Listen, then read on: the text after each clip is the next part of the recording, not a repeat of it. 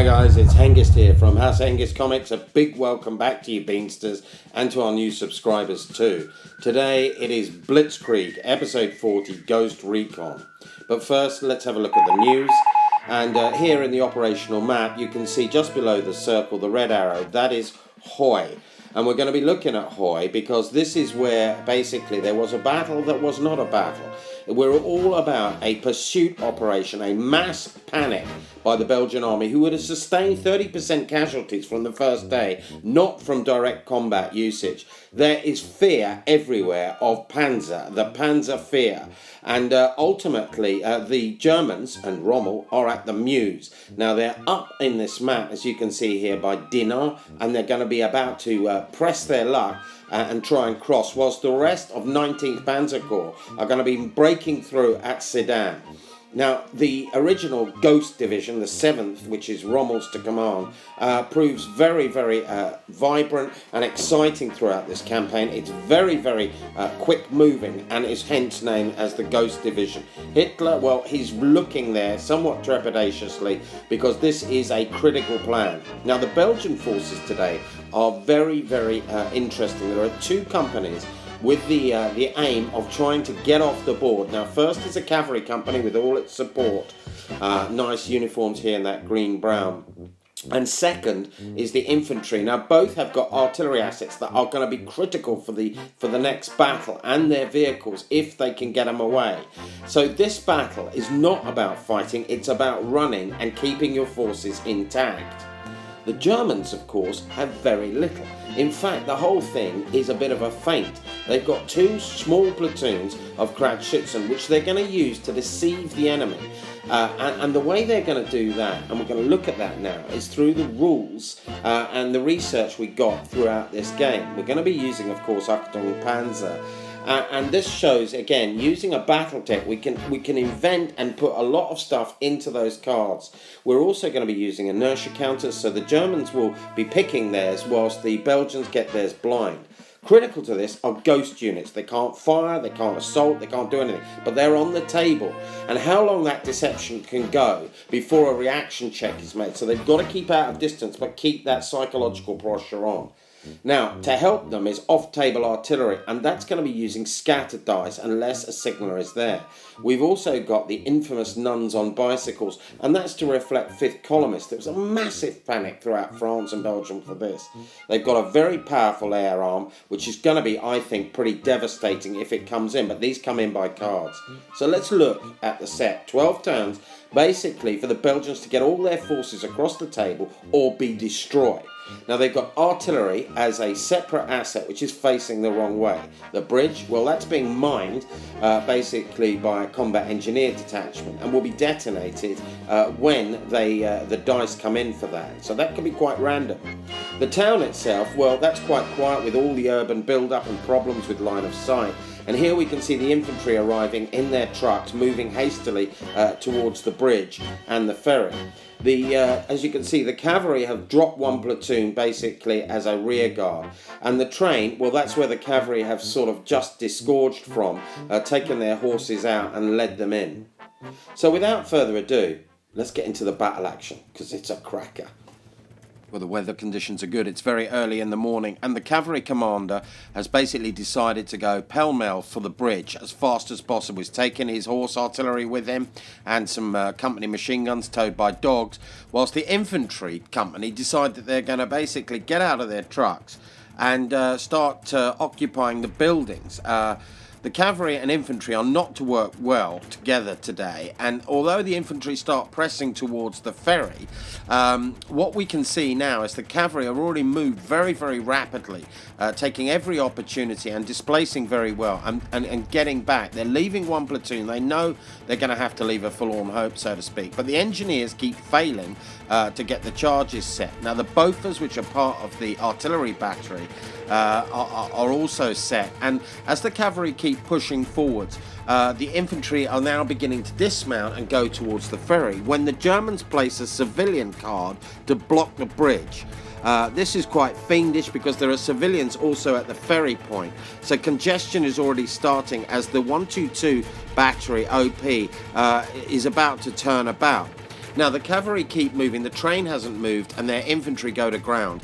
And here you can see the inertia counters pretty good, coming up quite low. But civilians then move randomly back towards the bridge. There's a problem for the OP there. There's nothing apparently at the goods yard. The train is dead still, and the only thing that can be really seen are some ghost Stugs and the recon platoon. Now the Germans placed both recon, one by the town and one out in the field. But they're firing, and they come under fire from the Belgians. The artillery gets bogged. The cavalry are trying to get moving as quickly as possible. He's not going to hang around. He knows cards could be coming out of the air deck. The civilians he eventually pushes away, but then they move back, and ultimately he has to make a very tough decision of pushing them off. He has to do it, and some civilians are thrown into the water and drowned. This was quite a controversial point, but he override it on military doctrine. He's got to get his troops across that bridge. The infantry company seems to be fighting the Kratschützen platoon and delaying when a spotter comes in, a little Fleischer stalk. That gives them eyes on and a signal over the battlefield. Nasty. Ultimately, the Belgian infantry keep moving towards the ferry point as the cavalry start crossing the bridge. There are about 8 dead civilians, and many have been thrown into the water, but the cavalry have to keep going. They couldn't gallop over there. We ruled against that. But then they come across what they see as a Fallschirmjäger platoon on the other side of the river. Well, this is a ghost unit.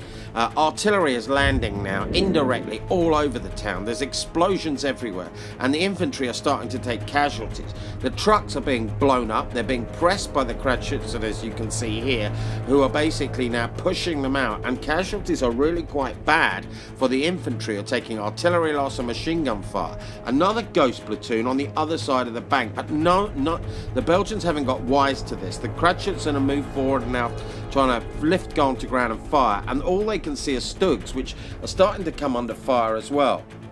Now, the artillery is starting to catch fire to vehicles and things like that as the Kratschützen, although they lose about 8 men, keep moving forward, deluding the Belgians that there's far more than there actually are. And the Belgians are pushing down to this riverhead, where the ferries and boats are, and there's panic and pandemonium there when artillery starts landing all over the place. It hits the other bank, destroys one of the boats. There's general chaos and confusion. It's an awful situation to be in for the commanders. They're very, very stuck and struggling against the decks and the cards. But the infantry, they basically try and grab a barge. The Fleischer comes in again and is circling and now giving 2 dice to spot, which is really quite nasty.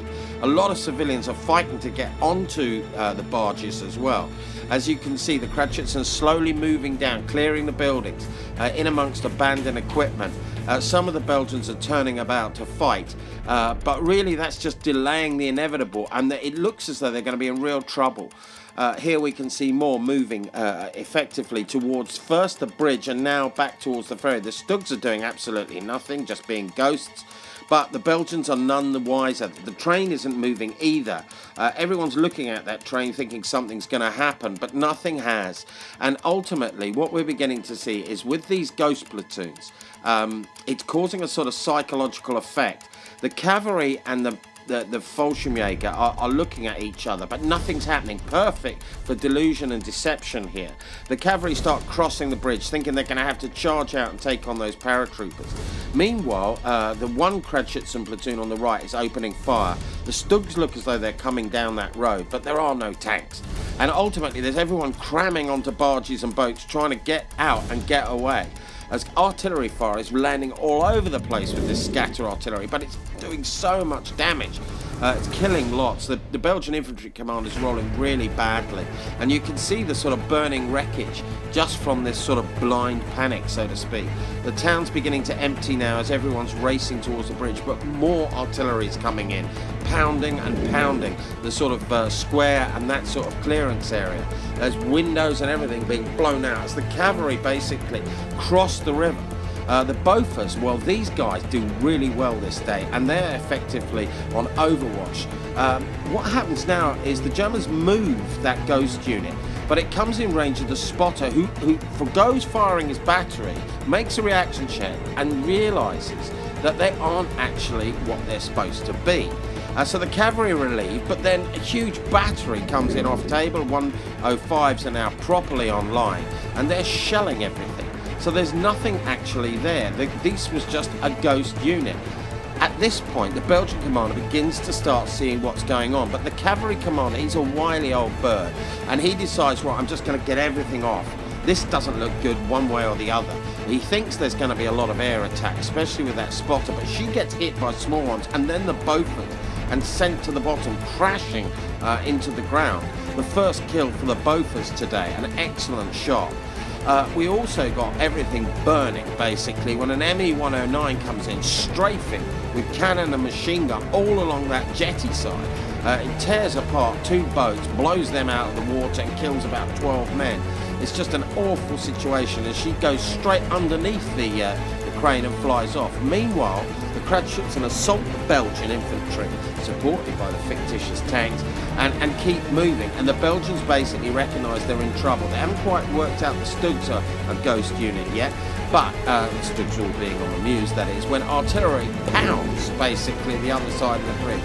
At this point, the casualty rate has been so high on the infantry, they switched to airburst ammunition as well, killing even more Belgians who are stranded and caught. Even without the spotter, the spotting basically, or the indirect fire, is causing mayhem.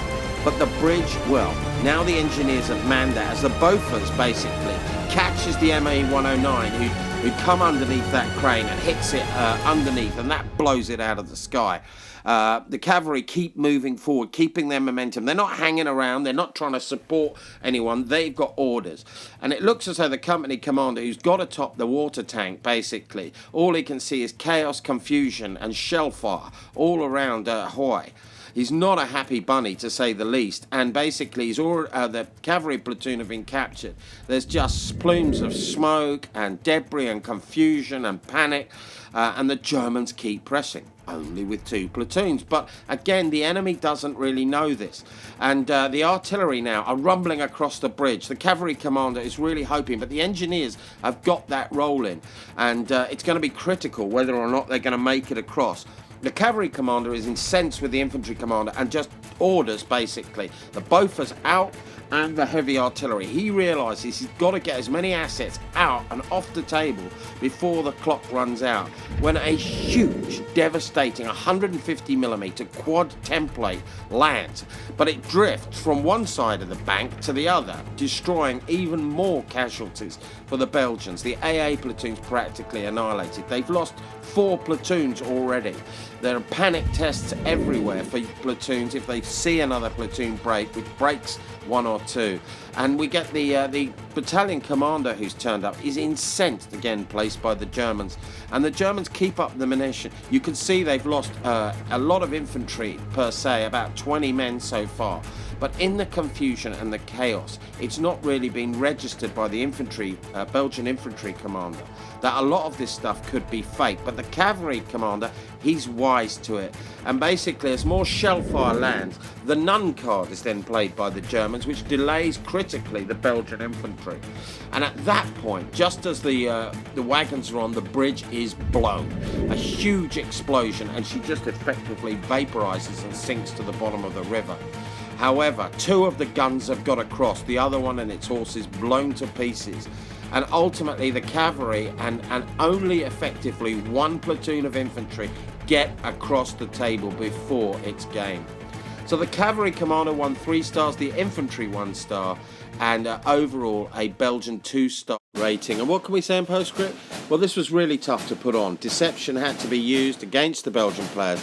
They had a very tough time of it. I think the cavalry commander only fired twice, but the infantry commander got sort of suckered into this, and as a result, I think was delayed. He took 75% casualties, but the cavalry commander got the guns away.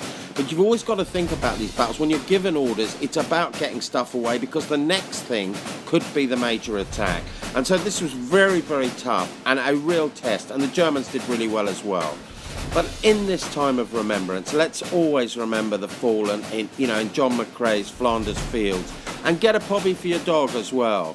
So let's never forget the ghosts of our past, who we owe so much to. And this is Blitzkrieg. Stay safe and bye for now.